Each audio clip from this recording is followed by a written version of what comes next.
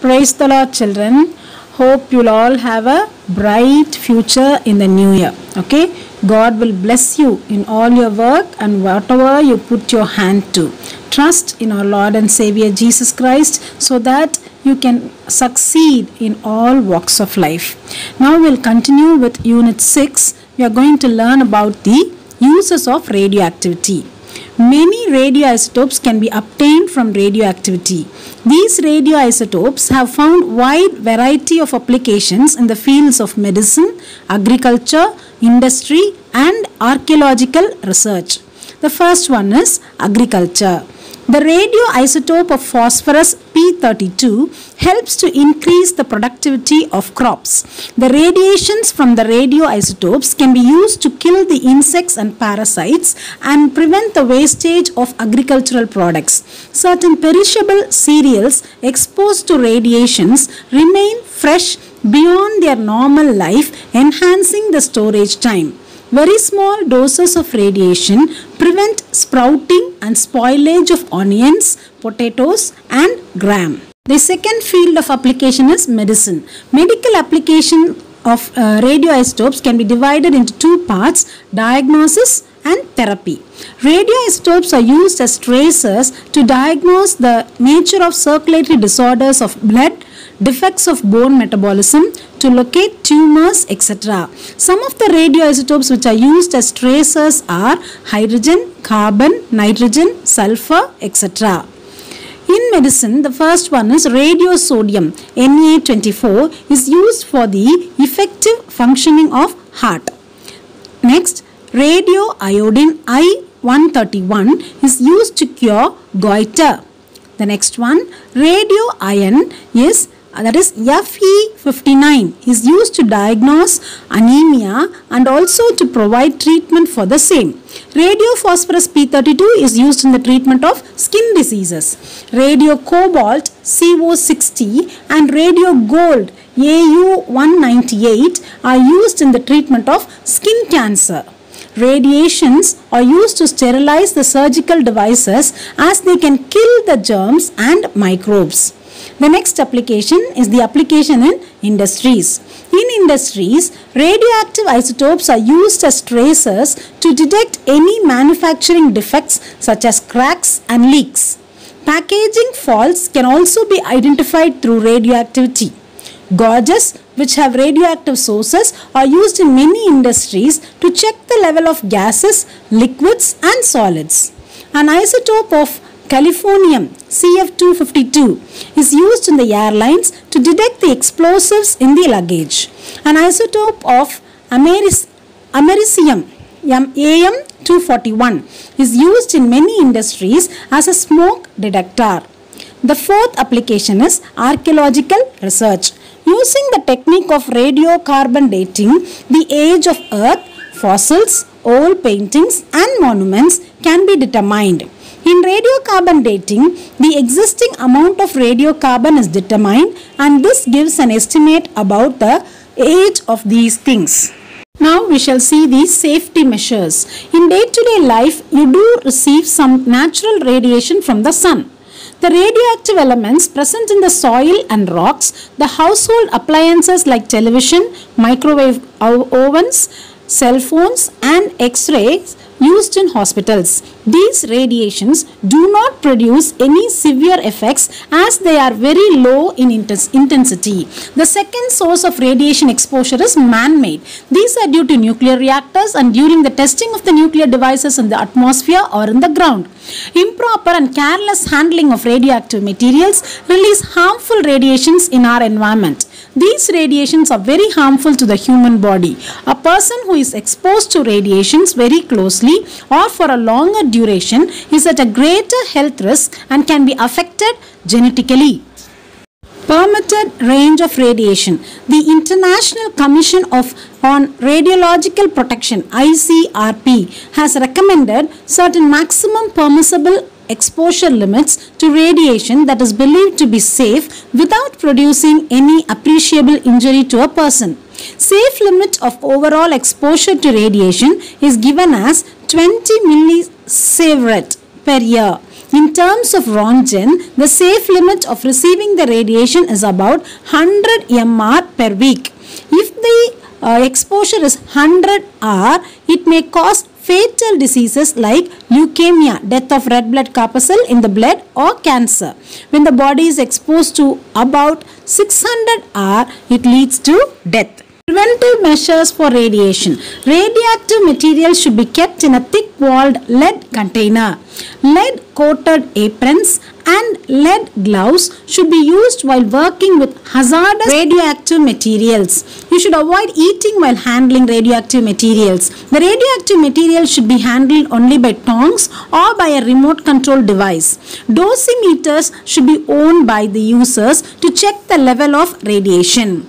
The next topic is nuclear reactor. A nuclear reactor is a device in which the nuclear fission reaction takes place in a self-sustained and controlled manner to produce electricity. The first nuclear reactor was built in 1942 at Chicago, USA. Types of nuclear reactors: breeder reactor, fast breeder reactor, pressurized water reactor, pressurized heavy water reactor, boiling water reactor, water cooled reactor, gas cooled reactor, fusion reactor and thermal reactor are some types of nuclear reactors which are used in different places worldwide. Now we will see the components of a nuclear reactor. The essential components of a nuclear reactor are fuel, moderator, control rod, coolant and protection wall. The first one is fuel. A fissile material is used as the fuel. The commonly used fuel material is uranium. Number 2, moderator. A moderator is used to slow down the high energy neutrons to provide slow neutrons. Graphite and heavy water are the commonly used moderators. Number 3, control rod. Control rods are used to control the number of neutrons in order to have sustained chain reaction. Mostly boron or cadmium rods are used as control rods. They absorb the neutrons. Number 4, coolant. A coolant is used to remove the heat produced in the reactor core to produce steam.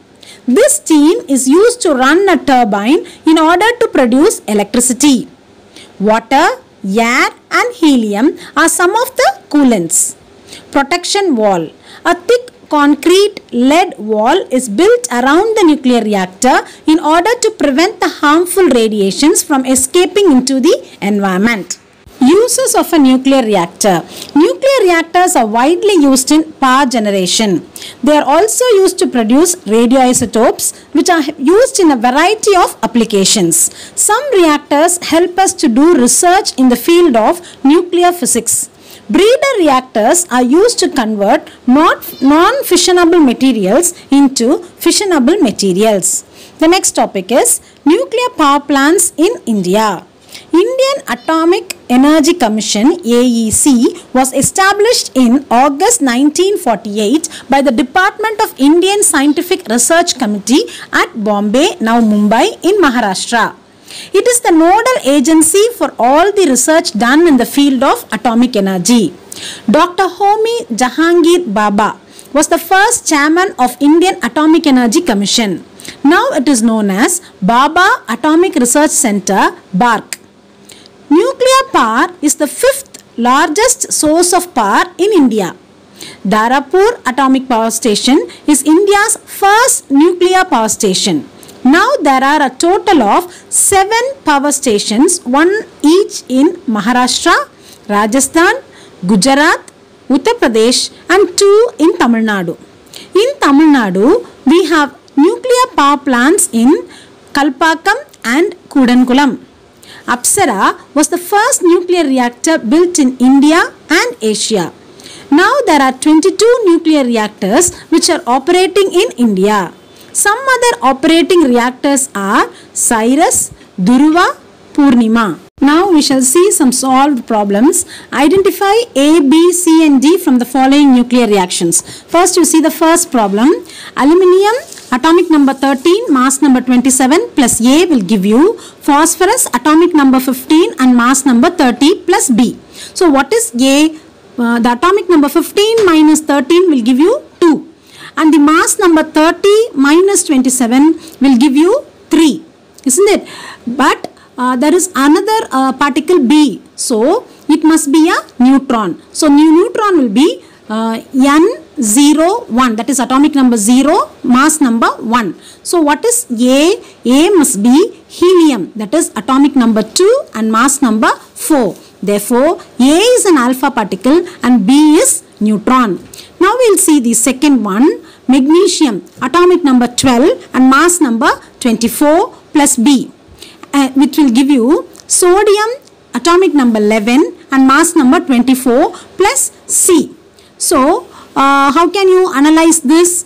Here also 12 minus 11, the atomic number 12 minus 11 will give you 1. So 1 is remaining. So C, the particle C will have atomic number 1, isn't it? And above you can see that there is another particle B, which you know B is a neutron. We found out already, isn't it? So N, atomic number 0 and mass number 1, isn't it? So 12, here this side 12 plus 0 will give you 12, and that the other side 11 plus 1 will give you 12, isn't it? So the mass number you can see 24 plus 1, and so there also 24 plus 1. So what is 1 and 1? That is hydrogen. So C is a proton. C is a proton.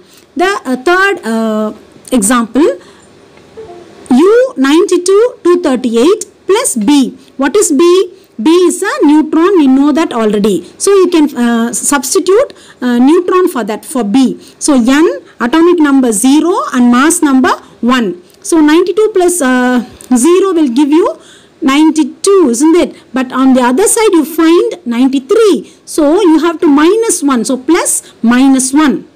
Then mass number 238 plus 1 will give you 239. So the remaining mass number is 0. So the particle D must be a electron. So because electron has atomic number minus 1 and mass number 0. Therefore A is alpha particle, B is neutron, C is proton and D is electron. Now we will learn the second problem. A radon specimen emits a radiation of 3.7 into 10 power 3 gigabecquerel per second.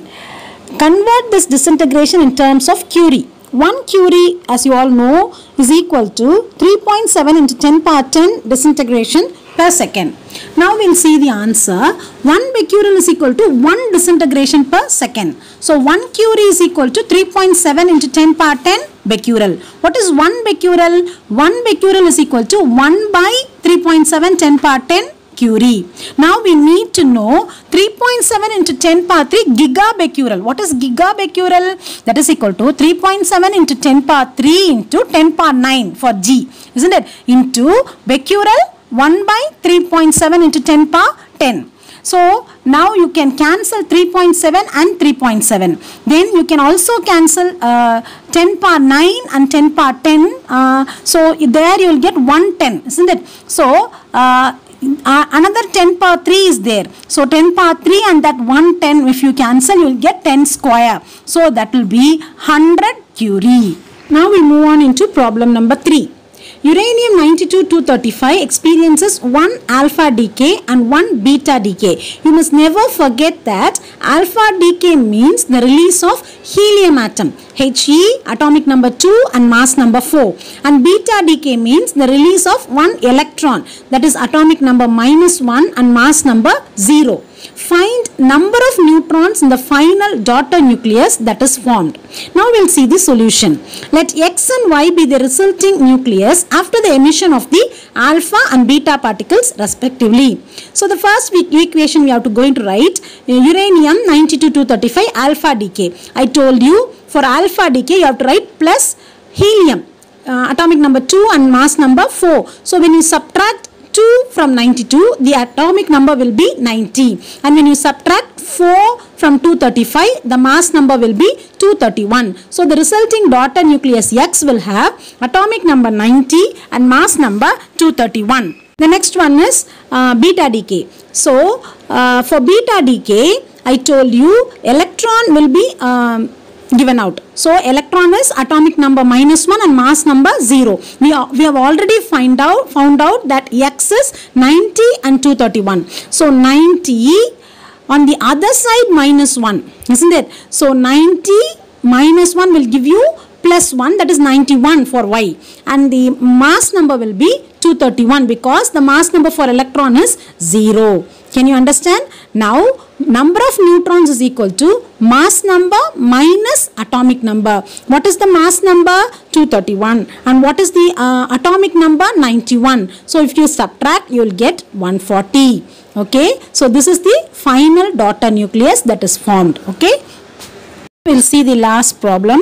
Calculate the amount of energy released when a radioactive substance undergoes fusion and results in a mass defect of 2 kg. To find the solution, they have asked you to calculate the amount of energy.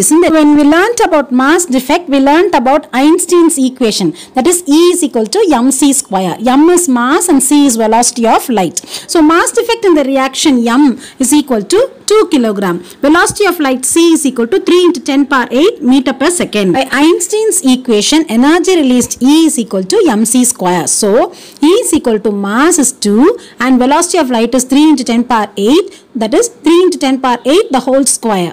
So when you multiply, you will get 1.8 into 10 power 17 joules. Thank you.